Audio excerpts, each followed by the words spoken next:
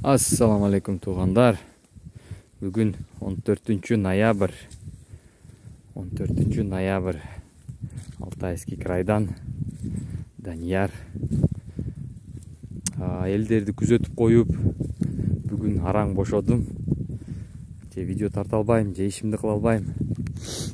Коноктор келип, иштерин бүтүргөндөр бүтүрүп, бүтпөй калгандардыкы чала болуп, чала калып, бүтпөй калып, буюрса келечекте дагы бүтүп калат.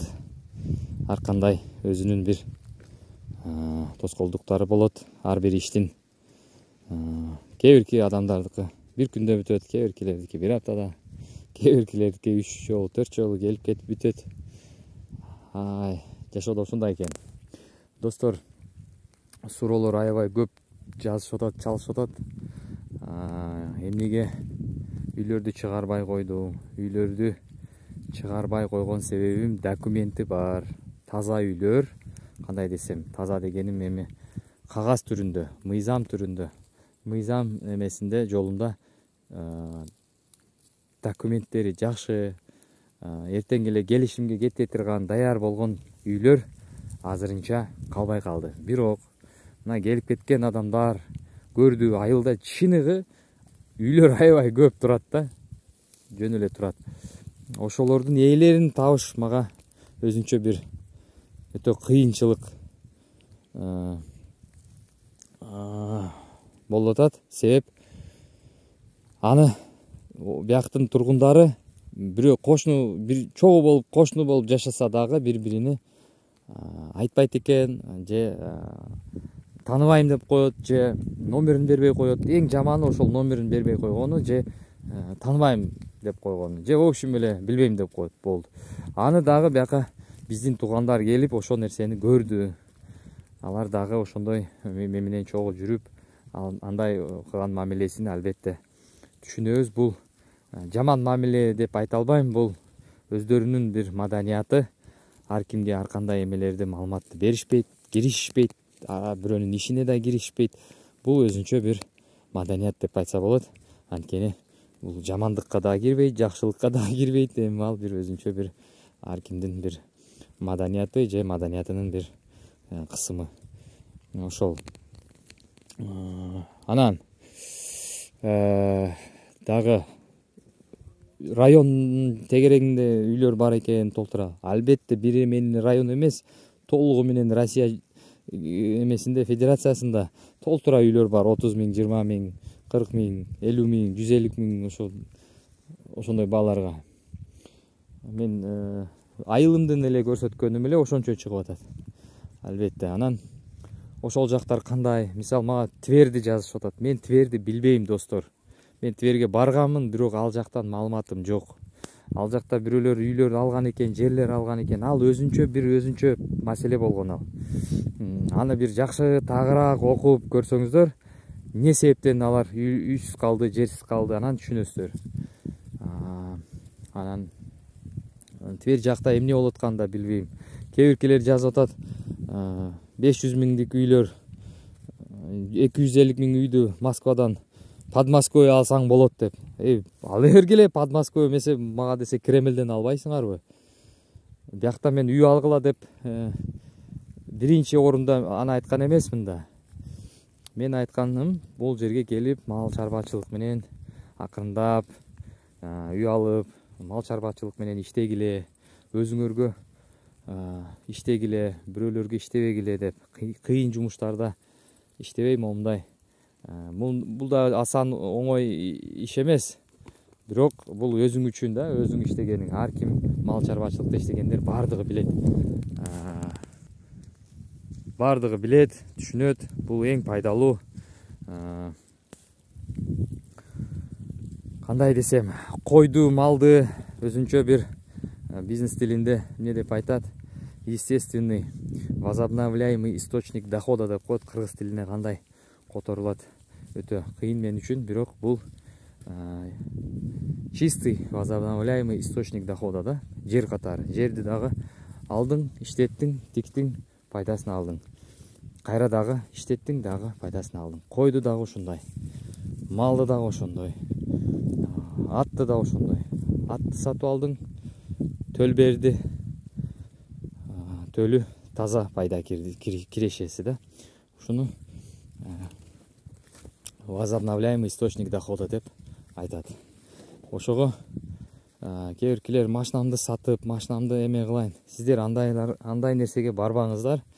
Биринчи өзүңүздөр келип көрүп, балким сизге бул шарттар жакпайт.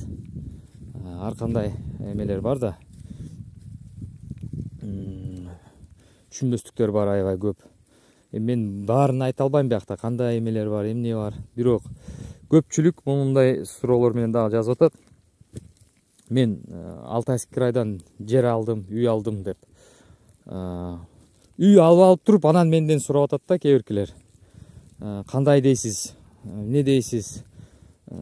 Сиздерде канча сомдон ушундай үйлөр? Мен бирөөнүн району менен, бирөөнүн үйү менен салыштыра албайм. Бизде андай үйлөр да болушу мүмкүн, бирок сатууга чыкпашы да мүмкүн. Анан үйдү сатып алып туруп, анан менден сурашып атат да кээ биркилер. Сатып алыштан алдын тактап, эң маанилүү жерлери чөп барабы экен, чөп жасайт бекен, даярдап берет бекен, жем бар бекен ал жакта, жем саткан фермерлер бар бекен, магазин бул башка, жем саткан бул башка, жем иштеп чыгарып фермерлер алар башка баада берет, арзан баада берет. Магазиндики башка. Ошондой эң маанилүү сүт алабы, эт алабы, анан федеральный трассага ыңгайлуу жерде жайлашканбы, анан суу ташып басып кеткен жерлерби, анан токой көп жерби, тоолуу жерби, үйдү алып туруп анан сурашат. Погодасы кандай бияктын? Мен билбейм.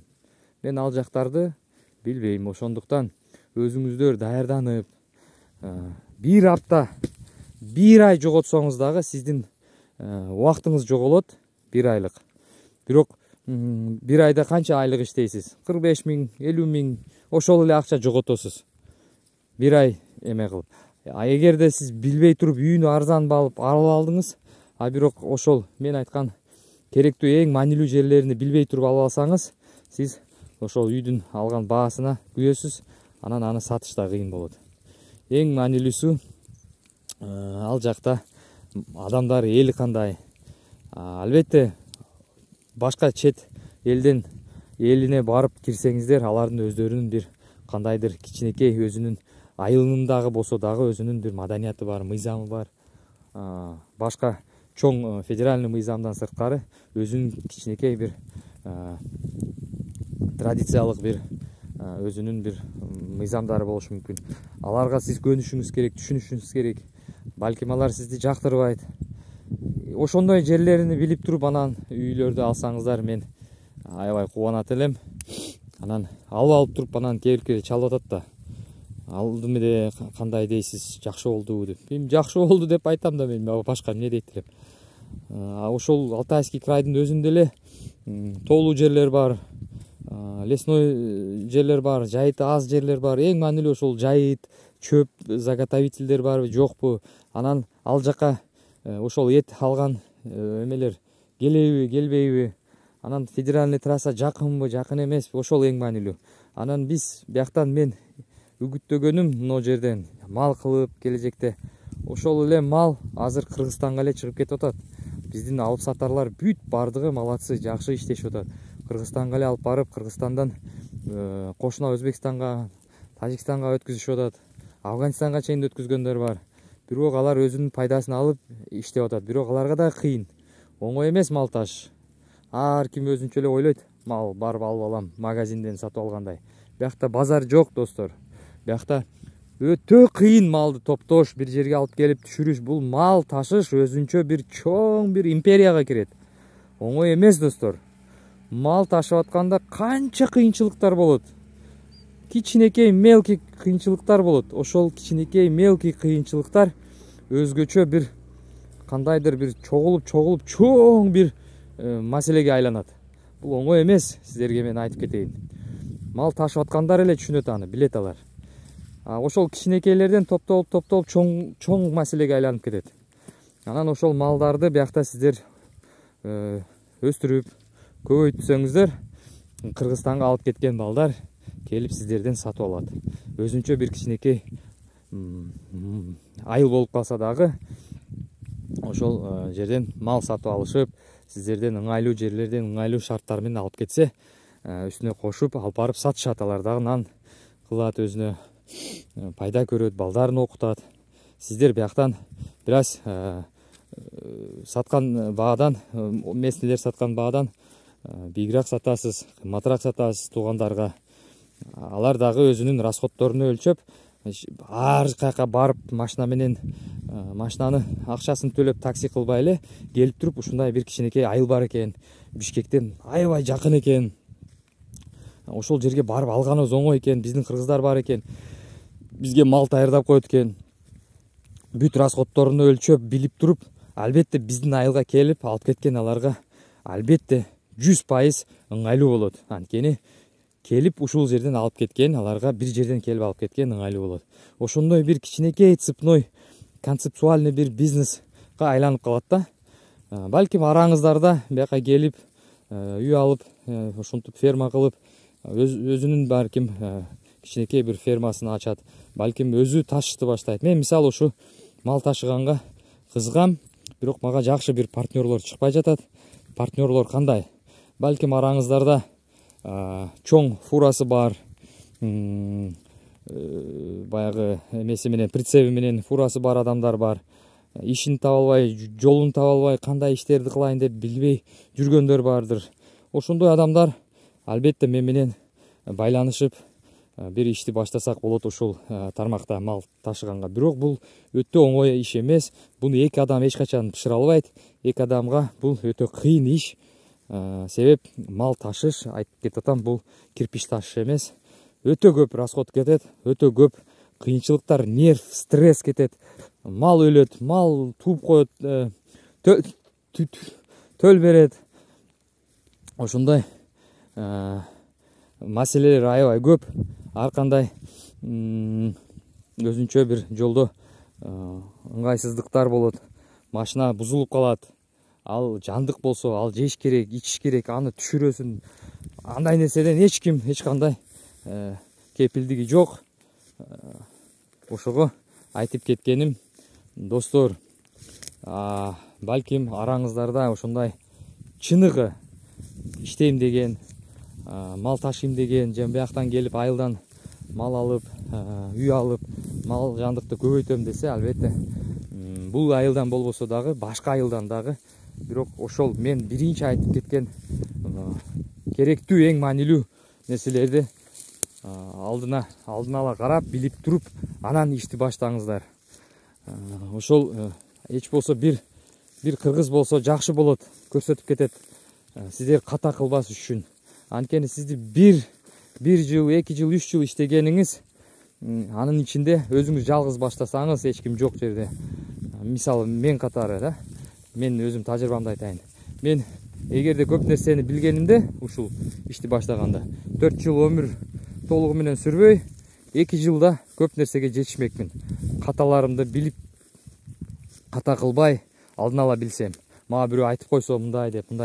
Бирок мен 2 жыл өмүрдү жөн эле сүрүп койдум десем болот, ката кылыпчы. Ошону мен айтып атам сиздерге. Сиздер ката кылбаңыздар. Сиздер ката кылсаңыздар, сиз дагы 2 жылдык бизнести, 2 жылдык бизнес, кирешеге кире турган бизнести албетте 4 жыл өмүр сурасыздар. Ошондой кирешеге кирип калат. Мен эми айтканым, ката кылбаңыздар дейм да. Ошол, достор. Анан мал ташыганга кызыккандар болсо, фурасы бар же тыйыны бар, акчасы бар дегендей, чалыңыздар, бир кеңешейик. Буну 1 адам, 2 адам, 3 адам эптей албайт. Минимум 6 адам иштеш керек бул иште. 6 адам киришип, бирдей иш кылып, бирдей жакшы иштерге, ийгиликтерге жетишсе болот. Азыр базарларыбыз малга кайнап кеткен, жайнап кеткен себеп кошуна Өзбекстан малды чыгарып кетип атат. Бул жаман эмес, бул жакшы. Малдарды биздин балдар ташып атат. Арасында аны жолдоруну билип туруп, Өзбекстан жарандары ташып атат, жетишип. Бирок албетте алар үчүн өтө кыйын. Биздин эмебиз, мамлекетибиз ЕАЭСке кошулгандан кийин биздин балдарга бир аз ыңгайлуу жерлери бар. ошол ыңгайлуу жерлерин кармап туруп алар мал ташыганга ыңгайлуу. Ошону айта кетем. Эми азырынча айылда бизде үйлөр пока жок. Ошол үйлөр чыгып калган үйлөрдү кезекте туруп койгон адамдар алып коюп атат. Буюрса алардын кезеги да бүтөйүн деп калды. 2 адам калды. Ошол 2 адамдын үйүнү берип койсок, буюрса даярдап документтерин жакшы кылып, ортодо көп үйлөр алыстан туруп эле сатылып коюп атат да. Сатып аткан адамдар дагы доверенность таштап коюп атат. Данияр, сен өзүң сат, мына доверенность сатып кой. Ушундай жолдору дагы бар. Анткени себеп алар алыстан туруп эле келбейин, өзүң эле сатып кой дегендер болуп атат. Ошондой жолдору да болуп атат. Алып кой дегендер да бар. Көбүнчө алып койлор. Ошол көбүнчө көп адамга алыстан туруп үйлөрүн алып бердим. Доверенность жазып жөнөтүшөт. Үйдү жөнөтөм, көрөт, жакшыбы, жактыбы, жакты. Все, претензия жок. Алып коюшуп атат. Буюрса, сиздер дагы албетте ушундай үйлөргө жетесиздер. Мен дагы бир эскертип кетейин. Алтайский край өтө чоң жер. Ар бир крайдын районунда өзүнүн өзгөчө бир климаттын маселелери бар. Ар кандай маселелери бар. Ошого климатка жакшы карап, жайыт жерини көрүп, ошол бүт мен буга чейин айтып кеткен маселелерди, чөп барбы, чөптү даярдайбы ошол айылда. Расходдор аябай көп болот, тукандар. Ошол бир нерсеси жок болсо, расход көп болот. Жок, мен эптейм, чөнтөгүмдө 15 миллион, 20 миллион пулум бар десеңиздер, албетте сиздерге зеленый, жашыл флаг айдай бергиле, жасай бергиле. Мен көбүнчө ушу карапайым элге эле күйгөм, себеп аларда кругозору бир аз азыраак. Алар албетте кругозорду чоңойтуш үчүн, көбөйтүш үчүн бир ишти баштап, тажрыйба кылып, анан бир ката кетирип, каталардан өзүнө сабак алып, ушундай адамдарга айтып кетип атам. Ушундай адамдар албетте мен ушундай адамдарга кайрылуу жасап атам да, көбүнчө. Ошол достор, көп суроолорго жооп бере албайм, анткени обзор видео тартып атканда унутуп калам кээ биркилерди. Бирок эң маанилүү жерлерин айтайын, ошол маанилүү жерлер ошол достор. Буюрса, машинам бузук. Ошого мен дагы чолок болуп калдым.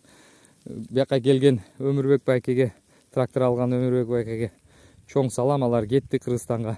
Машинасы менен көп иштерди, көп адамдарга жардам берди. Көп адамдардын иштерин бүтүрүп берди машинасы менен. Ары барып, бери барып, өзүнүкү бүтпөй калса дагы, бирок кандай десем, бир адамгерчилиги менен, өзгөчөлүгү менен ноокендик адам. Ноокендиктерге салам. Себеп сиздердин жердешиңиздер, жалпы биздин жердеш, кыргызстандык жердеш өтө чоң бир сооп иштерди көп кылды. Бияка келгенден бери, мен машинам бузулуп калгандан бери өтө көп иштерди кылды да. Унчукпай иштерди бүтүрдү, көп адамдарга ары алып барып, бери алып барып, Кыргызстанга алып келип, Кыргызстандан Россияга чейин алып келип, Кыргызстандан Россияда да журкап жүрүп, көп шаарларга барып, райондорго барып, көп иштерди бүтүрүшүп берди да машинасы менен. Анткени бул айылда машинаң жок болсо, сен эч кандай иштериң бүтпөйт. Ошол мезгилде мен машинам да бузук. Буюрса, мына жакында биздин үй алган жердештер Новосибирсктен бери келип атат. Алар баягы суу, свет, мусор ташыганга каттоого туруш керек. Бияктын домовой книгасына, поселковый книгасына, китебине. Ошого келип жатат. Алар келсе, мага запчасть алып келип атат.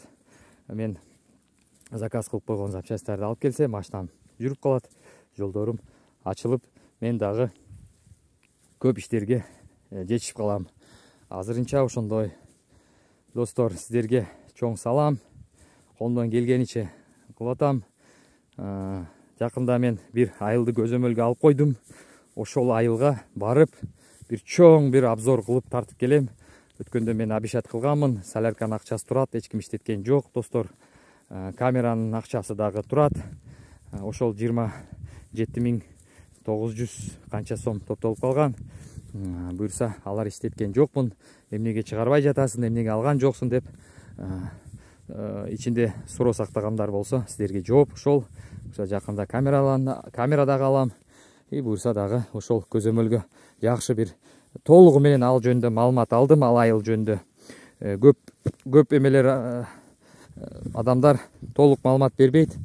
Ошого мен өзүм башка жерден ар жактан бер жактан чалып туруп, билип туруп, эң ыңгайлуу ошол деп ойлодум. Ошол айылды дагы кыргыздарга толтурайлы. Буюрса ошол айылдан дагы мен бир барганда бир 5-6 үйдү тартып подряд чыгарып таштайм. Кызыккандар болсо чала бересиздер. Ал айылга кезек жок. Өзүнчө эле бир кандай десем, сиздер үчүн бир жаңылык. Буюрса жакын ортодо чыгат буюрса. Малчы жөнүндө малчы табыл элек. Албетте кээ биркилер видеону көрүп алып эле сен хитрожопый деп жазгандарга салам. Үйүң берет экенсиң, айлык бербейт экен, каякта жашайт? Албетте ал менин үйүмдө жашайт, мен менен тамактанат. Көп нерселерди мен видеого чыгарбайм, аны келишим түрдө сүйлөшүп, адамына карап, адам менен кандай анын каалоолоруна карап, анын талаптарын угуп, анан ошол келишим түрдө эме кылайын дегем. Видеого көп нерсесин айтпайм, ошого чычкактарга салам, жазгандарга. Көп нерсени билбей туруп жазганыңар туура эмес, бирок силерге дагы бир күн башыңарга ушул нерсе чоң таш болуп түшөт. Ошондо көзүңөр чоң болуп ачылат. Менин чыныгы менин патриот угармандарыма сиздерге чоң салам, ден соолук, үзүн өмүр. Сиздер дагы балким ушул биздин айылга же мен менен бир келип бияқта биздин сармай каймакты жеп кетесиздер конок болуп. Буюрса көп иштер бар алдында, аны жасайбыз. Мына азыр мекендештер көбүп калды. Буюрса 14 үй бүлө болуп калды. 14-чү үй буюрса сатылып калды. Буюрса ошондой достор, баарыңыздарга салам, аман болуңуздар.